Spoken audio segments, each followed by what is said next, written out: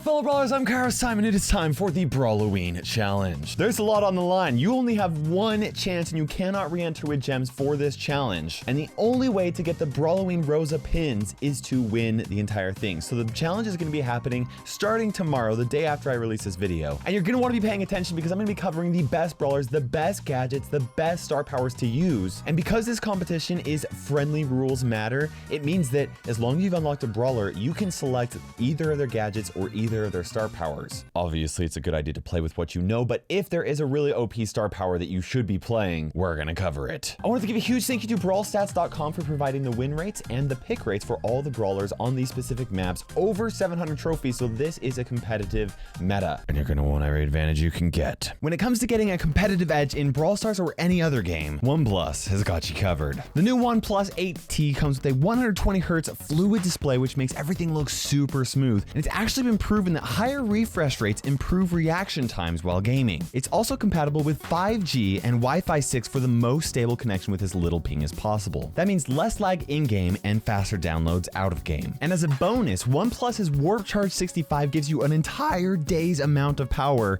in only 15 minutes of charging. OnePlus has been a long-time sponsor for my channel, and I really would not be partnering with them for this long of a time if I didn't actually love their phones and actively use them. You can check out the OnePlus 8T or any of the other OnePlus phones using the link in the description of this video or any of my videos. And again, a huge thank you to OnePlus for sponsoring this video and for sending me this new OnePlus 8T. Starting off, we got Gem Grab with Double Swoosh. Now, first up, we got Penny. Okay, that percentage right there, that is her win rate above 700 trophies. But you'll notice that it's in orange because she had a low pick rate, which means she's actually not the most competitive. Like, the competitive players don't play her a lot, but when she was played, she had a pretty decent win rate. There are better options, but I wanted to explain that. We also got Pam. She's pretty solid. She had a normal pick rate. M's really solid as well. Carl's actually kind of like one of those brawlers where he's a lot better than people actually think that he is. For this map, he has a high pick rate. He doesn't actually have the highest win rate though, and I think there are better options than Carl, namely Mr. P, okay? Now, if I have a brawler in a gold frame, that means that it is one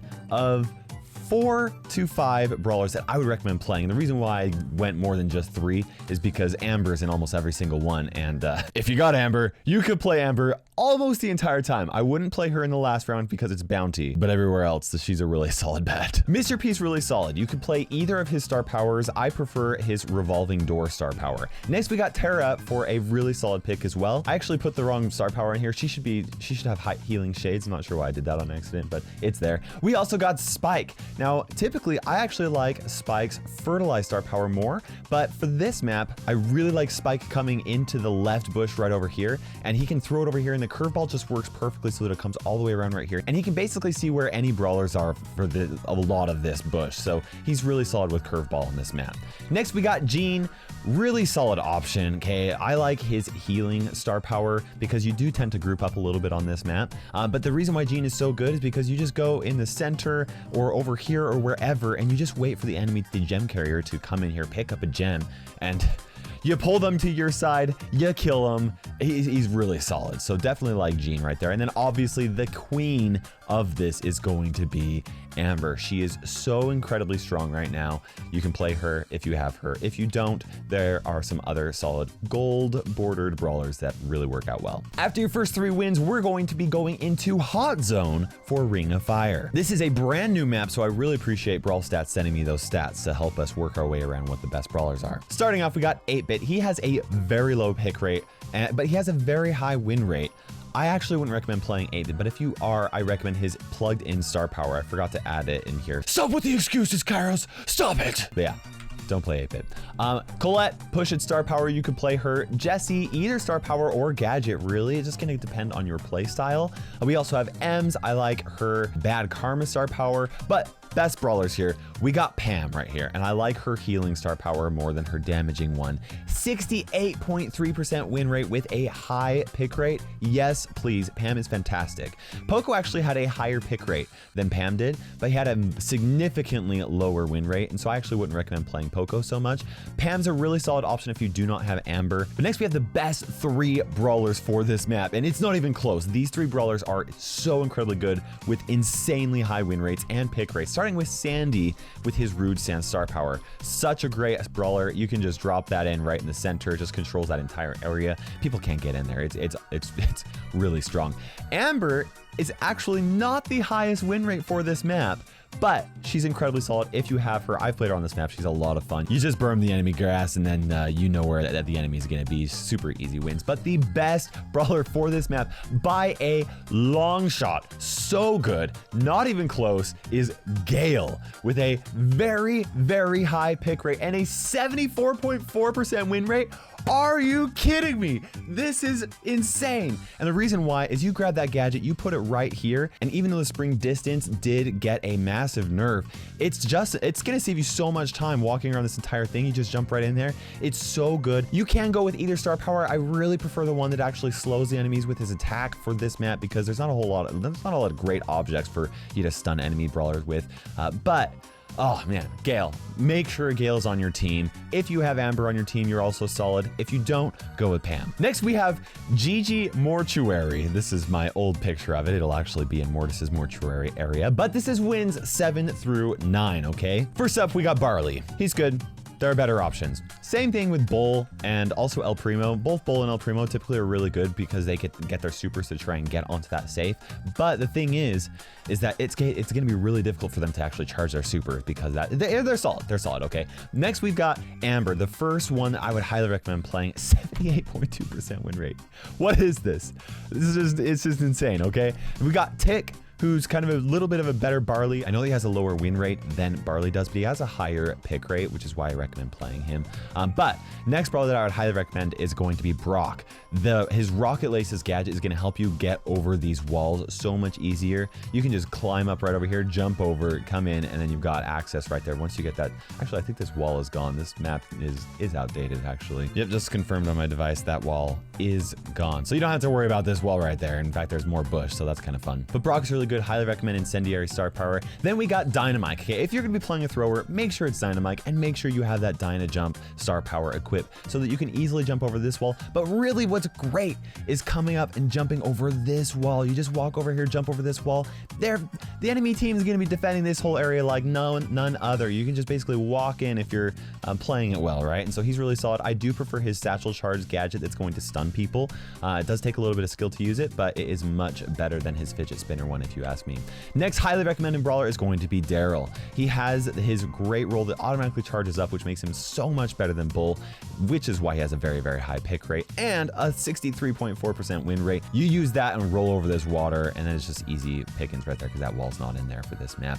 Also, Wielding Reload star power is going to be better one for him because his shielding one just doesn't shield him for very long. So then we got Gale. What? Gale, are you kidding me? Look at this 74.9% win rate. What is up with Gale? This gadget, even though it got that nerf, is so good right here. I love putting the gadget right here because, well, when you very first start, you put it right here so you and your teammates can jump over these two walls right here. But after you get into position, you put it right here, and it makes it so much easier for you to get to the enemy team for your tankier brawlers that aren't able to like throw or aren't able to charge up their super and things like that. Make sure you absolutely have a Gale on your team. After Gale, I would definitely go with Daryl and Amber if you have that. If you don't have Amber, my guess would probably be Dynamite is going to be the better option. And then we have the very last map, and this is the one that I would not recommend playing Amber. I know Amber is just incredibly strong, but she does not have the range to deal with the high damaging long distance brawlers on this map. Shooting Star is going to be where it comes down, and Shooting Star is a very high skill map. I don't even have a 9th brawler for this map, and the reason why is because the meta is very narrow on this map, okay? We got Mr. P. You could play Mr. P. I wouldn't recommend Mr. P. We have Sprout. Sprout has actually had a normal pick rate and a pretty high win rate. You could play him with his Overgrowth star power, but the next 6 brawlers all have very, very high win rates, and like these next 6 brawlers, that is the meta for this map. Starting off, we got Piper. She didn't actually have the highest win rate, and that's because she had an insanely high pick rate. It's like every single team is playing Piper above 700 trophies, and because of that, her win rate's gonna be 50%, right? She's insanely good. Make sure you have her gadget that actually homes in on the enemies. That's gonna give her a little bit of additional range, and it's gonna give her a really great opportunity for her to get the kill. Either star power does work. I prefer playing ambush, but there's definitely an argument to be made for snappy sniping. Next we got Tick. I prefer the automatic reload star power, 51.8% win rate. Tick's not my favorite, but he can work really, really well. And the reason why he's not my favorite is because he's so weak against Mortis. And Mortis is very prevalent on this map. One of the most played brawlers for this map. You can go with either of his gadgets. I actually prefer his first gadget. I think that's a little bit, it takes less thought and planning beforehand to make it work out. So I like that, but make sure you definitely have his coiled snake star power because it's 100% better. It's way better for this. For most players.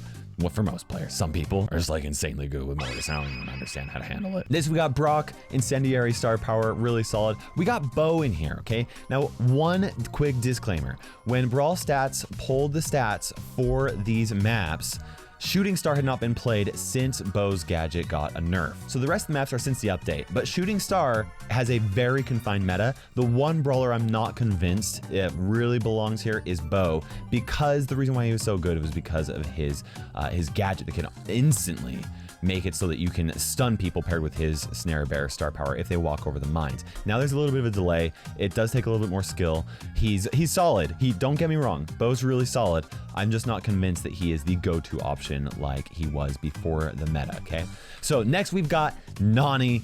Nani is actually really solid here. The highest win rate for this map. Out of these 6 brawlers that are played very, very frequently, Nani has the highest win rate. So Nani's really solid. You can go with either star power, but I do prefer his autofocus one because that is going to allow you to get one-shot kills if you're skilled with your Nani gameplay. And those are the best brawlers, the best gadgets, the best star powers that you're going to need to get the Brawl-O-Ween Rosa skin for free, along with the pins. And this is, I repeat, the only way to get the pins.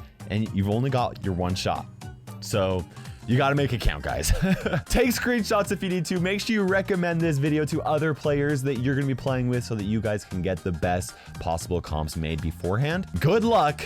And for now, this is KairosTime ticking by, and we will see you in Brawl Stars.